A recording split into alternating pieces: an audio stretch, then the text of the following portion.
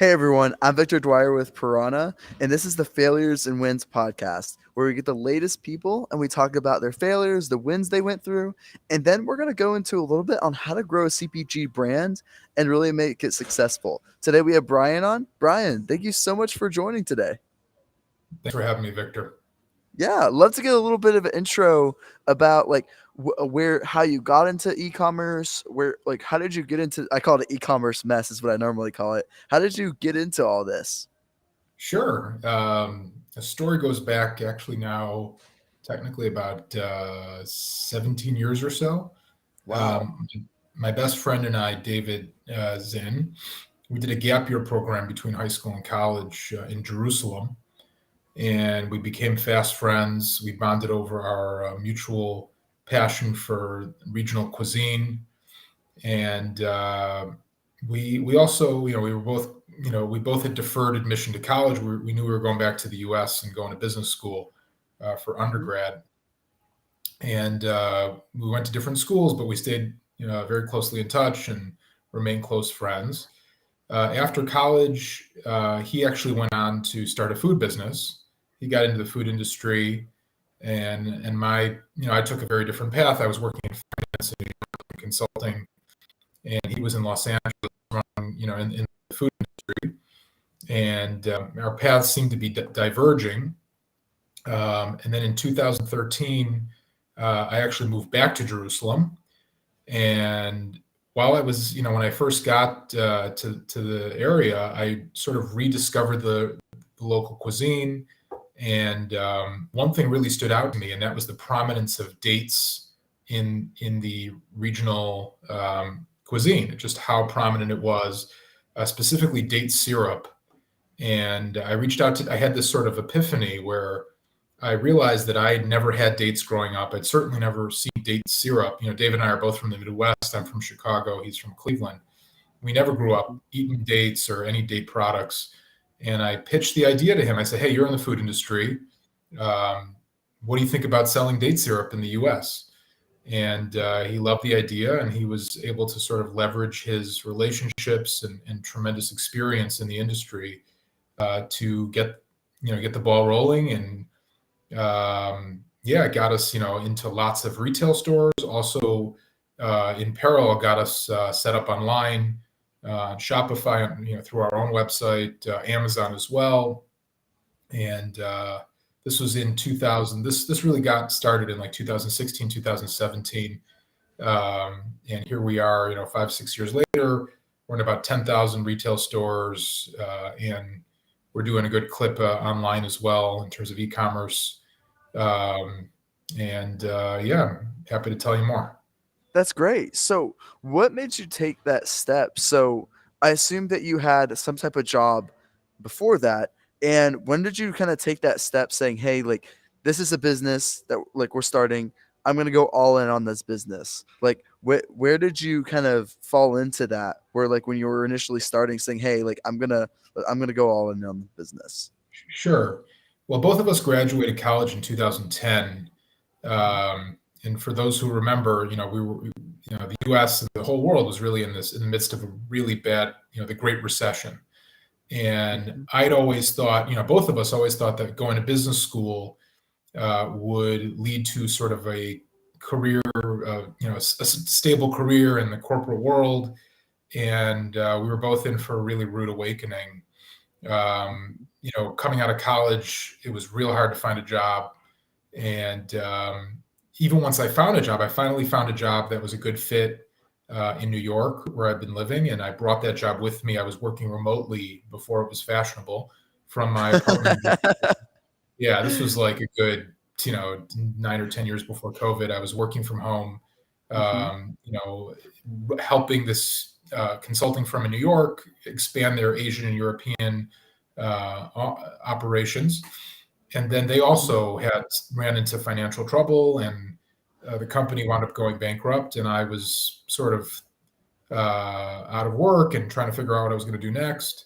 I bounced around in the Israeli tech scene. I worked in Tel Aviv for a while, but it felt very sort of transitory. I knew that wasn't going to be what my long term plan, And this idea, I think sometimes when your back is against the wall, when you're in sort of this tumultuous period, it forces you to sort of be creative. You start thinking, you know, uh, I also, I had put a lot of faith in sort of the corporate world and thinking that Mhm. like, staking my future and my career to the corporate world and seeing how unstable it was, and how I was hitching my wagon to all these different companies and that were not stable in an economy that wasn't stable. I was like, you know what?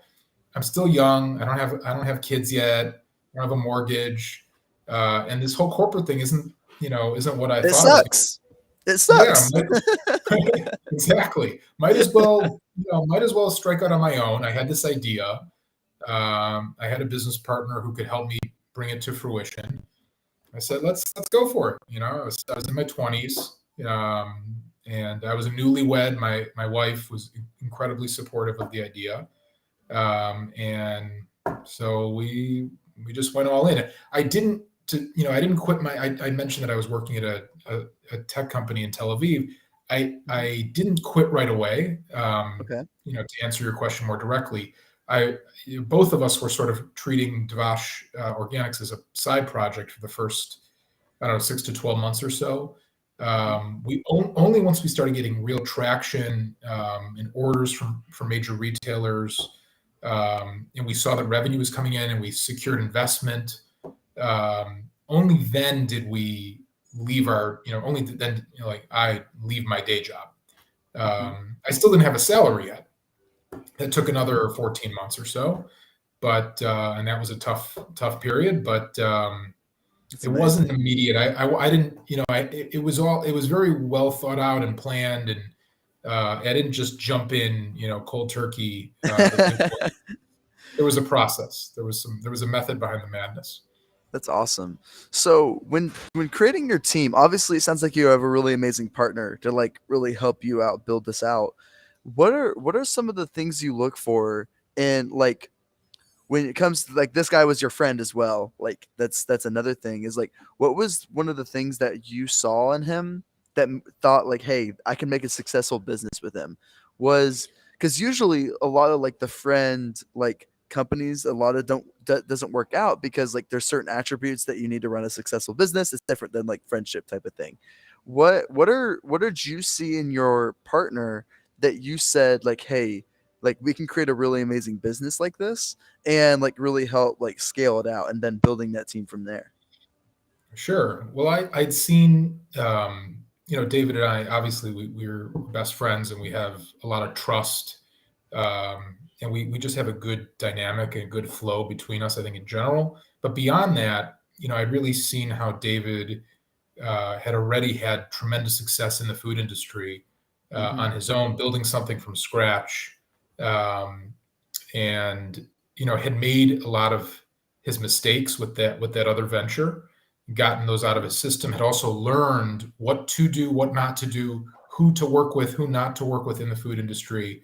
So I was kind of coming in with a tremendous head start working with David because he'd already gotten all that out of his system. He already knew who he had a Rolodex of incredible contacts. He knew which distributors to work with. He knew which brokers to work with. He knew Wow. how to play the game. He had the buyer, the contact information for the buyers of the different retail stores. He just knew what he was doing.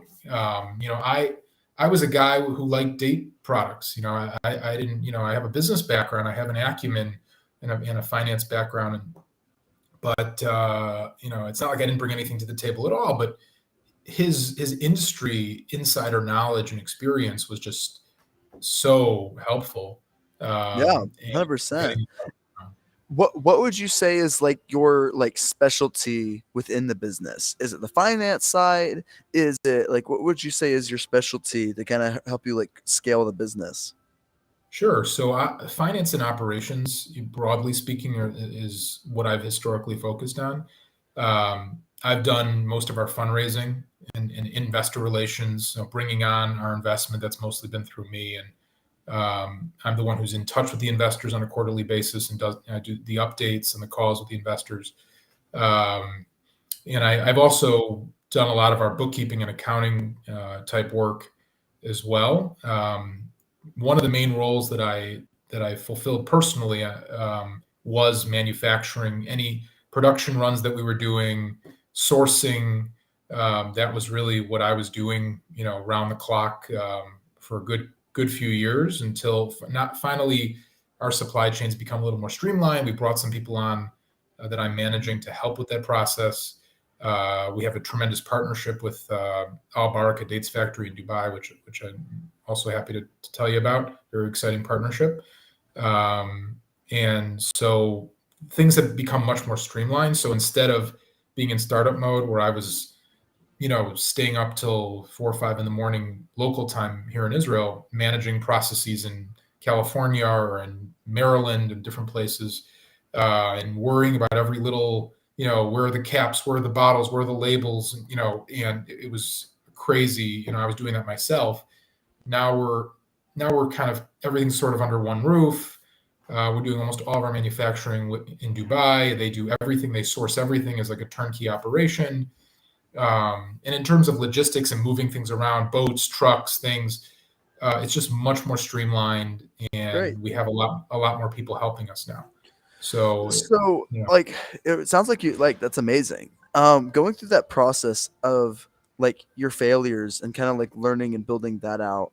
What do you think was your biggest like? What do you think are some failures like that you learned from that were really big like game changers for you? And how did you go around them? Whether if it was like going through operations and like, is there one operational tip that you have there saying like, hey, like, um don't do this, you definitely have to do this. Is there any like particular thing that you can think of that was a big failure on your part, but you learned from it? It was a huge game changer for you. Is there anything like that that you can think of? sure. I think finding good people and good partners is the hardest thing. You alluded to it before. I'm very fortunate to have David. So we started as a solid team of two people who really trust each other and work well together. But a lot of Yeah. the people that we worked with early on in the business, we had a guy who was on the team early on who wasn't a good fit and created a Mhm. lot of challenges. And a lot of mistakes were made around that, and a lot of lessons were learned after the fact What about who like you bring on. was there something that in that conversation, was there something that you can find in that future person that was a lesson, like saying, hey, like look out for people that only care about money, like was there anything like actionable in that there's like, hey, look out for these type of people?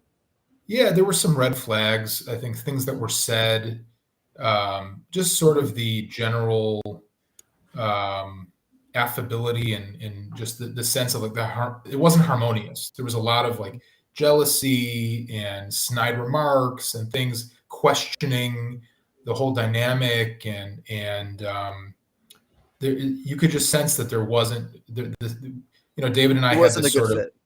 Yeah, and as a result, all of the hiring we've done ever since then has taken that into account. Has we've had carried those lessons with us since that time. But it applies not just to employees or partners within the business. It also applies to external partners, co-packers, for example. People who are manufacturing co-manufacturers. We've had some really, really bad ones, and we've Mhm. learned lessons there too about trust, about planning, about surprises, dealing with all kinds of bottlenecks and trap doors and all kinds of things. We had one co-packer who was just everything was a heart attack at the last minute, big surprises, drama. Um, Everything was an emergency. I mean, I didn't sleep for like 2 years while we were working with that particular Wow. partner. And I think, I think like, people talk, it's cliche to say like, the KISS way of approaching things, keep it simple, stupid. And I think, I think I think the more you can streamline, keep things under one roof to control, especially in a business, in a manufacturing business where you've got, when there's all these supply chain issues that we're dealing with now in the economy the last couple of years, I Mhm. talk to other, we're very fortunate that, like I mentioned, our manufacturing is very streamlined, and we work with a much larger partner, that these guys in Dubai, Mhm. and they're buying up all the raw date materials. They're getting all the bottles. They're getting all the labels. They're doing everything in-house, and they're a big player, so they have much more control over the supply chain.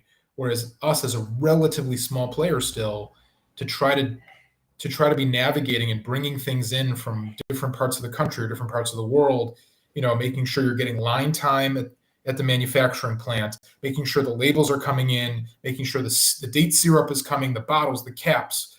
There's so many different things that could go wrong. You're relying on so many different third parties who don't necessarily care about your success, who don't have your best interests in mind. You may not be a top priority of theirs, so you're just beholden to all these other actors. And now that we have a partner who's really joined at the hip with us and is big enough and is scaled enough that they can, when I need to replenish our inventory, if I need new bottles of date syrup or bags of date sugar, I just send an email to Dubai. I say I need 4,000 cases of date syrup on a 40-foot container to be sent to New York port. They that's it. It's just one email, Mhm. and that's a dream. That's like unattainable for so many businesses, and it took us years to figure out to make that partnership happen, It and to is figure out and how necessary that was. that process of really finding the right one, is there any I'm really trying to drill down, is there any, that's awesome that you were able to accomplish that because a lot of people haven't.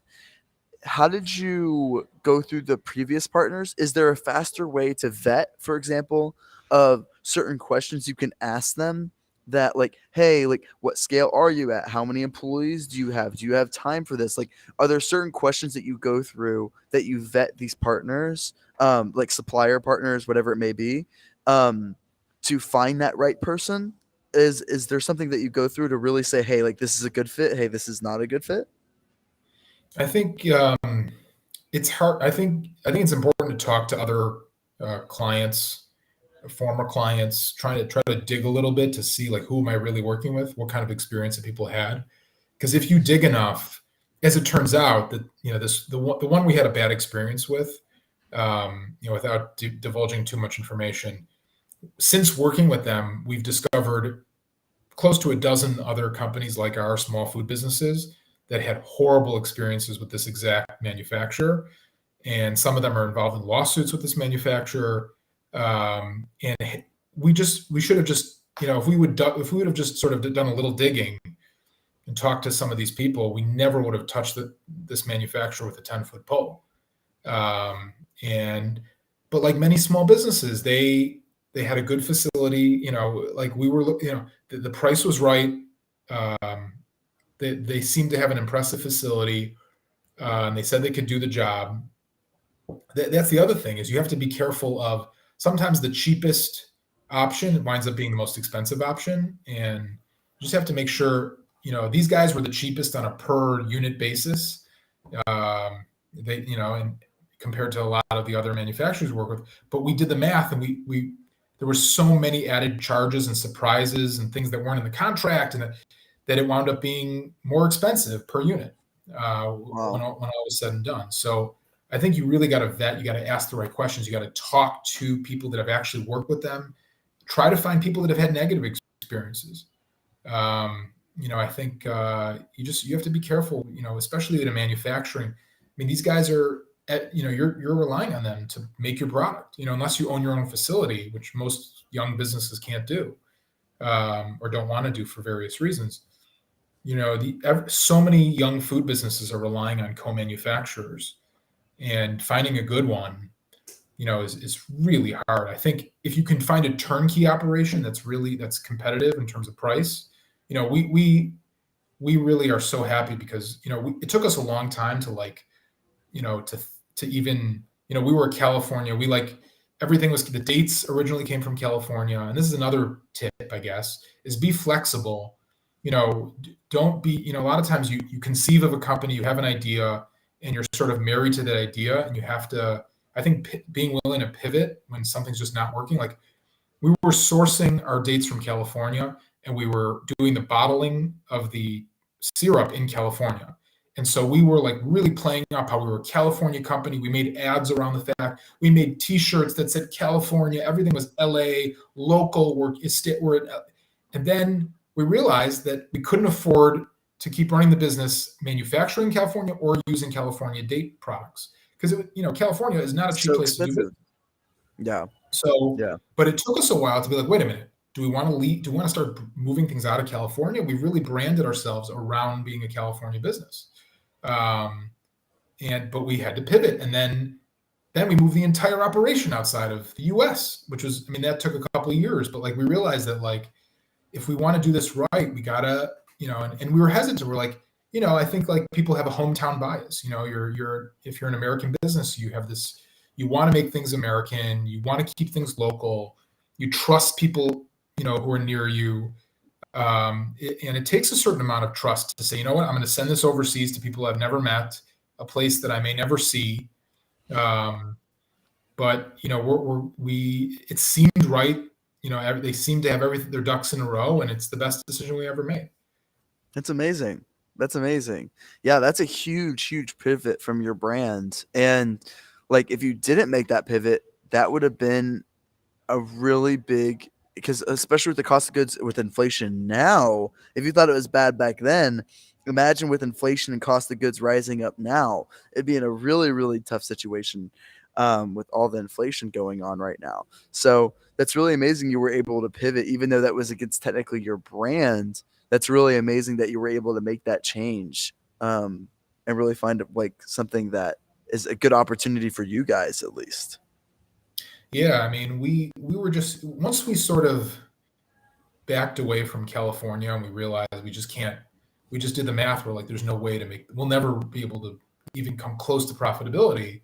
Our business was growing, but we couldn't make any progress on the bottom line, um, because it just wasn't, the dollars and cents just weren't adding up. So, but once we distanced ourselves from California and started looking abroad a little bit. And the bottom line is, in the date industry, most dates in the world come from North Africa or the Middle East. So, California has a nice little date industry, but if you really want to go where the dates are and have access to a wide array of dates at different prices and different qualities, you kind of got to go to the Middle East and North Africa. There's really no other option, just in terms of the climate where dates are grown. And once we sort of opened our minds to that, uh, we started looking. We're like, wow, there's some really serious players here that can do what we need, and also can actually manufacture them. They can source the date syrup and actually manufacture, and they could do it for a third of the price that we were doing in California, all in. So when we started, I mean, it was revolutionary. For all of a sudden, we're pressing a button, we're sending an email, and the product is being made in Dubai. It's going on a boat, and it's getting into the port in the U.S., ready to go on shelf. I mean, it was like, it was so revolutionary. It was just A to Z. Uh, and then about 2 years ago at this point, they saw that these guys in Dubai, Al Baraka Dates Factory, they're the largest manufacturer of date products in the world, and they're also the biggest buyer of dates in the world. So they go Wow. around the Middle East and North Africa. They buy up dates from date Mhm. farms, and then they bring those dates to their facilities in the UAE, and then they manufacture all kinds of date products: date syrup, Cool. date paste, date sugar. And they were our supplier for a few years. They saw that our business was growing, and they approached us to invest in the business, to partner, because they're like, wow, these guys are really growing rapidly, and they wanted access to the U.S. Retail market. So it was kind of a win-win for both sides, because for us, it gave us an infusion of capital, and also just access to their incredible facilities and team, and their recipe development team, which is just incredible. I mean, we're working together. David and I are actually going to Dubai in 4 days. Wow. Yeah, it's my third trip out there, and um, we're going out there, and we're going to be working with them very closely on product development. I mean, they've made totally new products. working on different recipes for different things, different snacks, chocolate covered bites and bars and things, and date sugar and they could do, we're joined at the hip now. I mean, they're part of we're like sister companies at this point. So it's just incredible to Wow. be part of such a powerhouse like that in the date world. And, it's enabled us to sort of broaden the scope of what we're doing. Because if we were once a sweetener company or a date syrup company, now we want to be like the Coke for dates. We want to be, like when you think there's certain products like Kleenex where like they're really like, when you think of that industry or that product, that brand comes to mind. Mhm. For dates, there really is no one like that. And so when people think of anything date related, whether it's date snacks or dates or date sugar or date paste or date syrup, we want to be sort of synonymous with all things dates, which is for a small and growing business, it's a big ambition. But Yeah. being partnered with these guys, we feel like the sky's the limit. That's amazing. That's a really cool story actually. And when it came to really starting out and then building a successful brand and really having a lot of, so you guys had this idea of building like the state syrup and realizing it was popular in Jerusalem but not really in the US.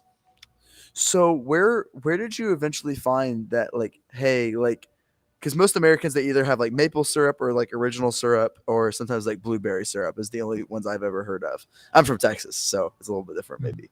But where I wanted to go with this is, how did you know there would be a US market for this? Did you ever test that out? Did you kind of just go all in on it? How did you really say like, hey, there's going to be demand behind the state syrup?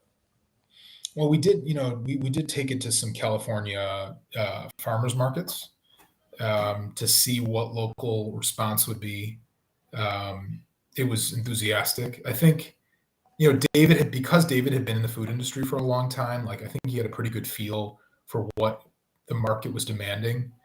And the fact that there was really minimal competition in this space, because like you said, there's a few established things like honey and maple syrup. Um, but beyond that, you don't, corn syrup, you didn't really have a lot of innovation in the sweetener set. Um, and so bringing something that was healthier and that tasted good, that was made from one ingredient, just fruit, Hmm. just dates. It took a lot of the retailers. Not only did consumers respond well at the farmers markets, but the buyers at the stores, like at Whole Foods, were blown away. They're like, "Whoa, I've never heard of this, but it's amazing!" Like, you mean to tell me that the only ingredient here is dates? And that it's got less sugar than honey. It's got less sugar than maple syrup. It's got a lower glycemic index than almost all the sweeteners on the shelf. It's paleo, it's vegan. It's got all the characteristics that that trend conscious and health conscious consumers are looking for. And there was no one else really doing it on a broad scale. Um, you had a couple small time operators, but nobody was really going after the mainstream grocery stores with a product like this. Um, Hmm. so David was able to sort of get meetings because of his, that Rolodex that I referenced earlier. He knew how to get in front of the buyers. And Dave, for those of you who don't know David, I mean, David does not, he doesn't quit. He's going to keep pushing until he gets that meeting, until, he is really, one of the best salesmen I've ever encountered. And just doesn't give up until he gets what he's going for. So, Awesome. um, and having him on my side and to get that product, he would also, he was still running his other business at the time, so sometimes he would just piggyback off of those meetings. He would go to present his other product, and then he would say, "Oh, and I got this other business that I'm running too. Try this."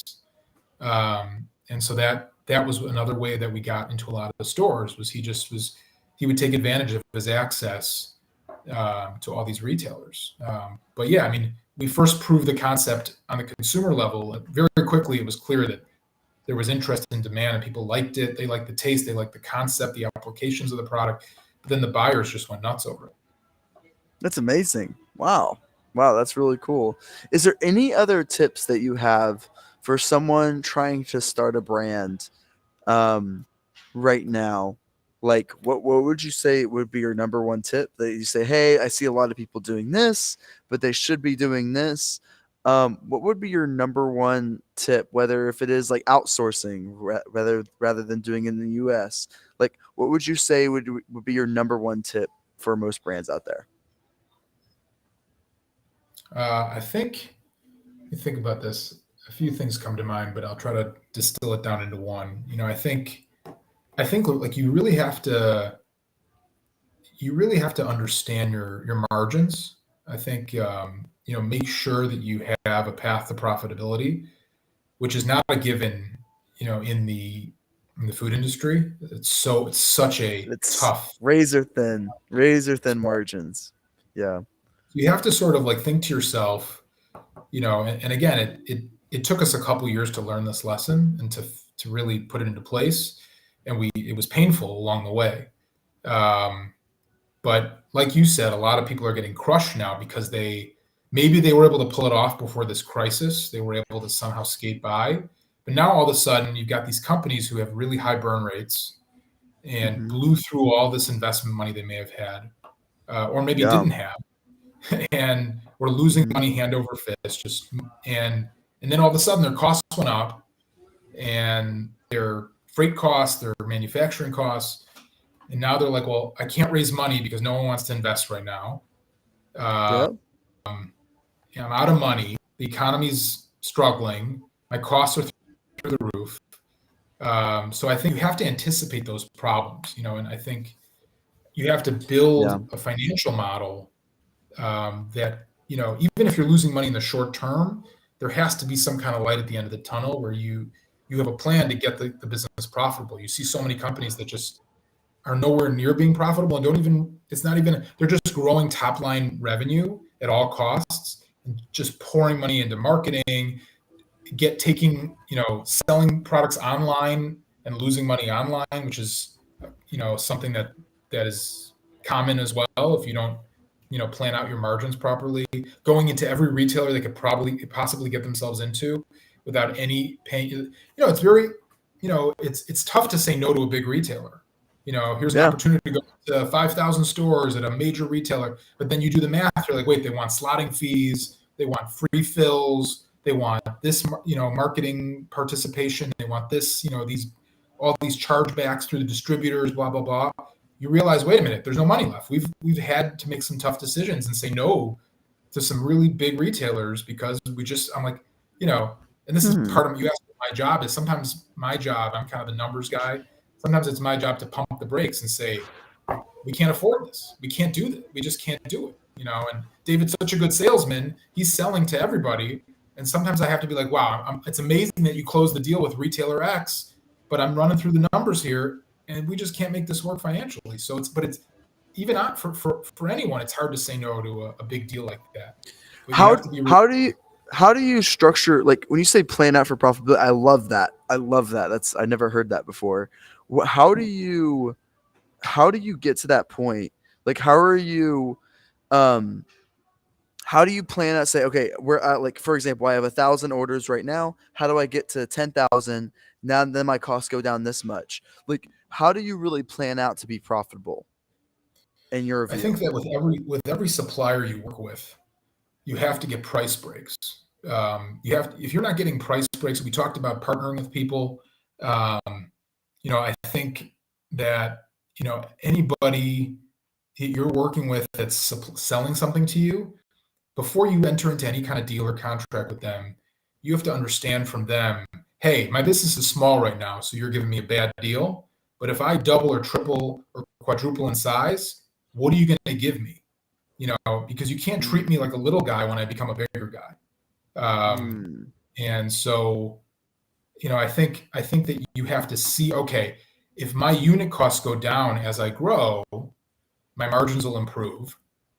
Another thing that you have to think about is a lot of times the first couple of years as a food business, you have to pay to play, right? You have to get it. You do have to pay slotting to get into the stores. Yeah. So, for us, those first couple of years were just a bloodbath. You're paying, you know, Whole Foods and Sprouts and all these stores are just killing you to get it. You just have to pay, you have to pay like the bouncer to get into this exclusive club. And for many of these stores, there's no way around it. But you have to do the math such that you're like, okay, well, I've gotten that out of my system. I paid the entry fee. Now I'm in. I'm in the club.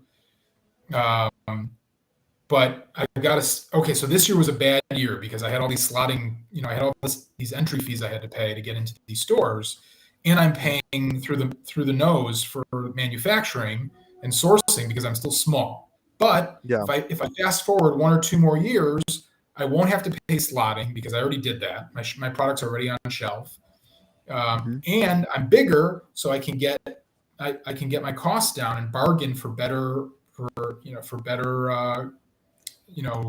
unit costs and cost of goods sold, because instead of doing 10,000 units per production run, now I'm doing 500,000, and so they're going to treat me differently, and I've already got that. I've already got that built into my projections and built into the contracts that I have with these guys, that once they hit a certain quantity, they're going to give me that price break. Hmm. So So you so you it's have that built in the really, future in your contract. Wow. So it's not like it's not necessarily like, hey, this is where it might be. You already have it built in your contract yeah, I think when it comes to the pricing. we always had, we always had from the very early days, we always said, well, if we would get like 10 quotes per manufacturer. We would get like, if we did 1,000 units, 10,000 units, 100,000 units, and so on and so forth, multiples of 5, multiples of 10. Because we would say to them, we want to build a relationship with you. We understand that we're small potatoes now. You can't give us, you can't treat us like we're some, huge company, and you're dedicating 1 day of line time for our you know, I think we sent them 1 drum of date syrup, 600 or so pounds of, that's how we started. And so you're going to get pricing in accordance with your size. But at the same time, on the flip side, once we get bigger, you've got to honor that growth. You've got to respect that. And I think most of the manufacturing partners that we worked with understood that. And as we grew, they gave us better deals, also better payment terms. Once you establish, and that's another thing for a lot of young businesses, is cash flow. Yeah. You're putting all this money up to manufacture, and by the time, it takes you a long time to sell through all the goods in many cases. So you're putting all this money up, but by the time you sell through it, it could take you months. So what do you do in the meantime? How do you deal with that, sort of that gap? So another thing you have to negotiate is, as you grow, you have to say, okay, now I'm paying you upfront. When I get a little bigger, when I have more of a credit history with you, then I pay when I pick up the goods.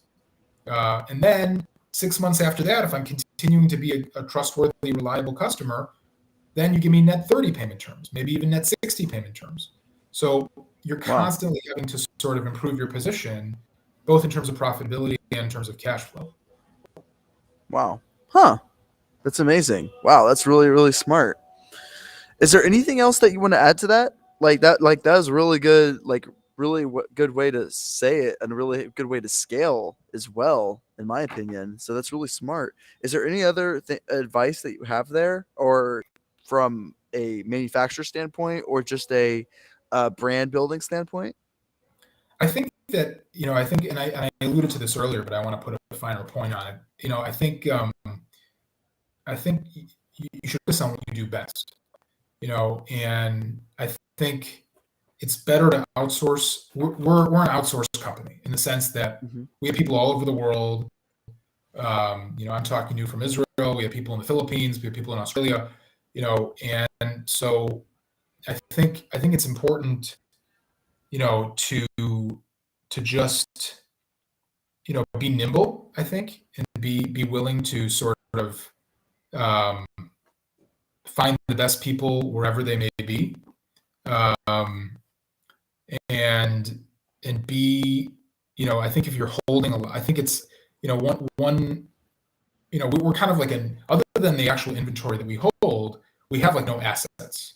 We don't even own we don't own our manufacturing facility, our storage facility. Everything is third party. that enables us to make changes, to be nimble. We don't have loans, or we don't have a lot of these overhead costs that a lot of other businesses deal with, who own their own storage facility, they own their own manufacturing. Even our employees are not really strictly W-2 employees; they're outsourced. So everything, it enables us to be very nimble and to make changes very quickly. We're not married to anybody for an extended period. I think that's a really important thing as well. To I'm not pivot. sure if that's what you were going for, but that's Yeah, another thing. yeah, like that makes it where you're a lot more agile and you can pivot a lot faster. Since you don't have those overhead, you're a little bit more flexible to do certain things, and that's really smart. Kind of like what you did with the whole California thing. That was a huge, huge change.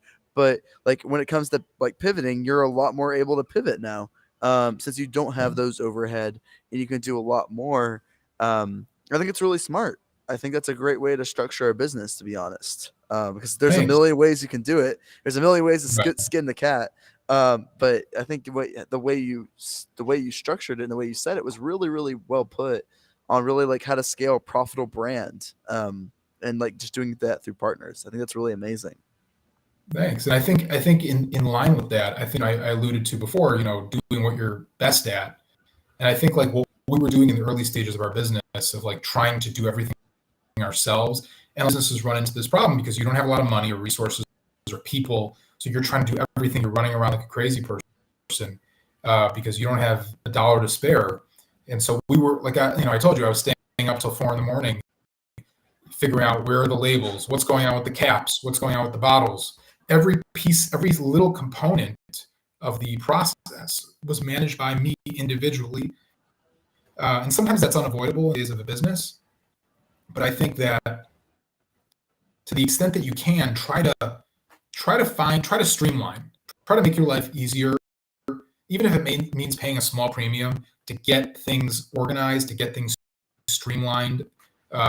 Rely on people that do that, like outsource that to somebody who knows what they're doing, instead of trying to do everything yourself. A lot, because your time is your most valuable resource, and when you're spending all this time chasing things, little minutia around, you're distracted from the bigger picture and strategy and the managerial piece. And so, True. anything you could do to streamline things, and try to get things under one roof. I mean, it's been the biggest change for me personally as an owner and operator of the business, but also for the company, to have a partner that we know we can rely on to do it all from A to Z, um, and to do to do it well, to do it properly, and to do it for a price that makes sense. You know, um, And and find I that partner, and yeah, Yeah, sorry.